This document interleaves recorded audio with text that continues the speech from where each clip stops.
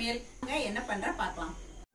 இன்றைக்கி நம்ம ஒரு திடீர் தக்காளி தொக்கு தாங்க பண்ண போகிறோம். இந்த திடீர் தக்காளி தொக்கு செய்கிறதுக்கு நான் 1/2 கிலோ அளவுக்கு தக்காளி எடுத்திருக்கேங்க. இதை வந்து நான் எல்லாத்தையுமே கட் பண்ணி எடுத்து வச்சுருக்கேன். தண்ணியில் வாஷ் பண்ணிவிட்டு கட் பண்ணியிருக்கேன். தண்ணியில் வாஷ் பண்ணிவிட்டு சுத்தமாக தொடச்சி எடுத்துருங்க. ஈரம் இல்லாமல் தொடச்சி எடுத்துக்கோங்க. இதுக்கு வந்து நான் ஒரு சின்ன எலுமிச்சம்பழம் அளவுக்கு புளி எடுத்திருக்கேங்க. இந்த புளியை வந்து நீங்கள் கொஞ்சம் தண்ணியில் நனைச்சி எடுத்துக்கோங்க. அப்போ தான் இது அரைபடும். இப்போ மிக்சியில் இந்த தக்காளியையும் இந்த புளியையும் சேர்த்து நம்ம அரைச்சிக்கலாங்க. இப்போ இதுக்கு தாளிக்கிறதுக்கு தேவையானதெல்லாம் பார்த்துடலாம். நம்ம கடுகு தாளிச்சிக்கலாம். அடுத்தது வெந்தயத்தூள் தேவைக்கு போட்டுக்கலாங்க. மிளகாத்தூள் தேவைக்கு சேர்த்துக்கலாம். உப்பு தேவைக்கு சேர்த்துக்கலாம். பெருங்காயத்தூள் தேவைக்கு சேர்த்துக்கலாங்க. நல்லெண்ணெய் தேவைக்கு ஊற்றிக்கலாங்க. கடைசியாக நாட்டு சர்க்கரை. இவ்வளோதாங்க. இந்த இன்க்ரீடியன்ஸ் வச்சு இப்போ நம்ம திடீர் தக்காளி தொக்கு பண்ணிடலாங்க. இப்போ இதை நான் அரைச்சிட்டு வந்துடுறேன். அதே மாதிரி அரைக்கும் போது கொஞ்சம் கொஞ்சமாக 4 பீஸாக போட்டு அரைங்க. ஒரேடி அரைச்சிங்கன்னா அதில் இருக்க தண்ணி எல்லாமே தெரித்து வெளியில் வந்துடும். அதனால் இதை ஜாக்கிரதையாக அரைச்சிக்கோங்க. இப்போ அரைச்சிட்டு வந்துட்டு தாளிச்சிடலாங்க. இப்போ நான் பாதி தக்காளியும் புளியும் சேர்த்து அரைச்சிருக்கேங்க. இப்போ மீதி தக்காளியும் இதில் சேர்த்துறேன். சேர்த்து நான் நல்லா அரைச்சிட்டு வந்துடுறேங்க. நான் தக்காளியை நல்லா அரைச்சிட்டு வந்துட்டேங்க. இப்போ தேவையான அளவுக்கு நல்லெண்ணெய் ஊற்றிக்கிறேங்க தாளிக்கிறதுக்கு. இப்போ நான் ஒரு 100 மில்லி நல்லெண்ணெய் ஊற்றிருக்கேங்க. எண்ணெய் அதிகமாக இருந்தால் தான் வந்து தக்காளி தொக்கு வந்து கெடாமல் இருக்கும். அதனால் வந்து அதுக்கு தேவையான எண்ணெய் நம்ம சேர்த்துக்கலாங்க. கடுகு தாளிச்சிக்கலாம். பெருங்காயத்தூள் சேர்த்துக்கலாங்க. ஒரு 1/4 டீஸ்பூன் போட்டுக்கலாம்.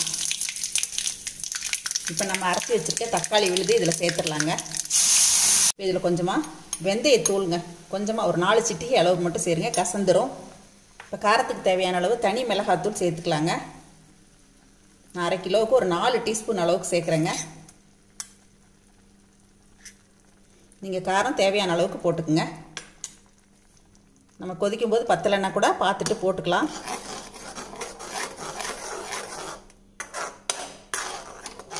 நீங்கள் தொக்கு நல்லா கலராக வேணும் அப்படின்னா நீங்கள் காஷ்மீரி தூள் கூட சேர்த்துக்கலாங்க.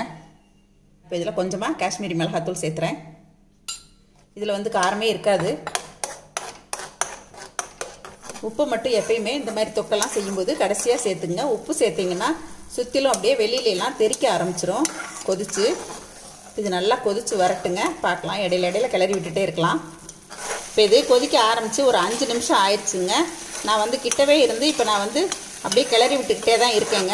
இப்போ நம்ம என்ன பண்ணலாம் அப்படின்னா, நமக்கு வேலை இருக்கும் பட்சத்தில் நம்ம வந்து அடுப்பை குறைச்சிடலாம். மிதமான தீயில போட்டுடலாம். நல்லாவே அடுப்பை சிம் பண்ணிவிட்டு ஒரு மூடி போட்டுடலாங்க.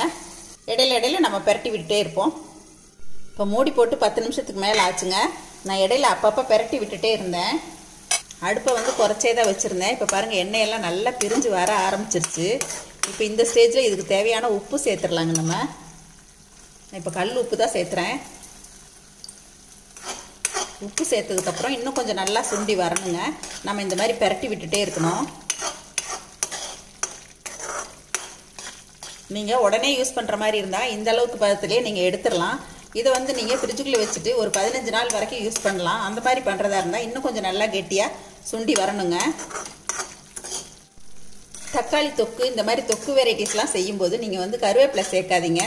கருவேப்பிலை சேர்த்தா மறுநாள்லாம் வச்சுருக்கிற மாதிரி இருந்தால் அது வந்து கருத்துரும். அதனால் கருவேப்பிலை சேர்க்க வேண்டாங்க. உடனே யூஸ் பண்ணுற மாதிரி இருந்தால் மட்டும் நீங்கள் கருவேப்பிலை சேர்த்துக்கலாம். இது இன்னும் கொஞ்சம் நல்லா சுண்டி வரட்டுங்க. இப்போ நான் மறுபடியும் ஒரு 5 நிமிஷம் மூடி போட்டு வச்சுருக்கேங்க. இப்போ ஓப்பன் பண்ணிடலாம். இன்னும் எல்லாமே பிரிஞ்சு வந்திருக்கு. இந்த மூடியில் பார்த்தீங்கன்னா அதிகமாக தெரிச்சிருக்காதுங்க. ஏன்னா நான் இதில் வந்து கொஞ்சம் நல்லெண்ணெயை தடவி வச்சுட்டேன். பாருங்கள், அந்த வேர்த்தது மட்டும்தான் இருக்கும். ரொம்ப ஆயில் இருக்காது. தக்காளியும் தெரிச்சு வந்திருக்காது. இந்த அளவுக்கு போதுங்க. அடுப்பை ஆஃப் பண்ணிடலாம். இப்போ ஒரே 1 டீஸ்பூன் நாட்டு சர்க்கரை சேர்த்துக்கலாங்க. அந்த புளிப்பு காரம் இதெல்லாம் சேரும்போது நாட்டு சர்க்கரை சேர்க்குறது ஒரு நல்ல டேஸ்ட் கொடுக்குங்க. நீங்கள் விருப்பப்பட்டால் சேர்த்துக்கலாம். இப்போ அடுப்பை ஆஃப் பண்ணிடலாங்க. நம்மளோட தக்காளி தொக்கு ரெடி. நல்லா இந்த மாதிரி எண்ணெய் பிரிஞ்சு வர ஸ்டேஜில் தான் நம்ம வந்து அடுப்பை ஆஃப் பண்ணுங்க. இந்த அளவுக்கு தக்காளி தொக்கு தளதளன்னு இருக்கணுங்க. நீங்கள் இன்னும் கொஞ்சம் கெட்டியாக சுண்ட வச்சுக்கிட்டிங்கன்னா கூட ஒரு 10 நாள் 15 நாளைக்கு கூட தாங்கும். இப்போ இதை நீங்கள் 1 வாரம் 10 நாள் வரைக்குமே ஃப்ரிட்ஜில் வச்சுட்டு யூஸ் பண்ணலாங்க. கெட்டு போகாது. 1 நாள் 2 நாள் வெளியில் வச்சுருந்தா கூட இது கெடாதுங்க. என்னோடய ஷோவில் இதுக்கு முன்னாடி ஒரு தக்காளி தொக்கு கொடுத்துருக்கேங்க. அந்த லிங்க்கும் நான் உங்களுக்கு ஷேர் பண்ணுறேன். பாருங்கள். இதுவும் அதை விட ரொம்ப ஈஸியாக இருக்குங்க.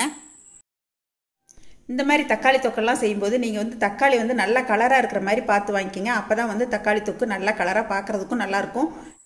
இந்த தக்காளி தொக்கை நீங்கள் ஃப்ரிட்ஜில் ஸ்டோர் பண்ணுற மாதிரி இருந்துச்சுன்னா ஒரு பாட்டிலில் போட்டு ஸ்டோர் பண்ணிக்கங்க. பாட்டில் ஈரம் இல்லாமல் இருக்கிற மாதிரி பார்த்துக்குங்க.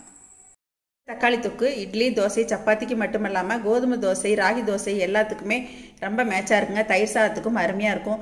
இந்த தக்காளி தொக்கு ரெசிபி உங்கள் எல்லாருக்கும் ரொம்ப பிடிச்சிருக்குன்னு நினைக்கிறேங்க. இதை பார்த்துட்டு உங்களோட ஃபீட்பேக் சொல்லுங்கள், ஷேர் பண்ணுங்கள், சப்ஸ்கிரைப் பண்ணுங்கள். கண்டிப்பாக மறக்காமல் நீங்களும் இது மாதிரி ஈஸி தக்காளி தொக்கு செஞ்சு பாருங்கள். மறுபடியும் ஒரு ரெசிபியுடன் உங்களை வந்து சந்திக்கிறேன். நன்றி, வணக்கம். சரசு சமையல் பாருங்கள், சமையல் நல்லா பண்ணுங்கள்.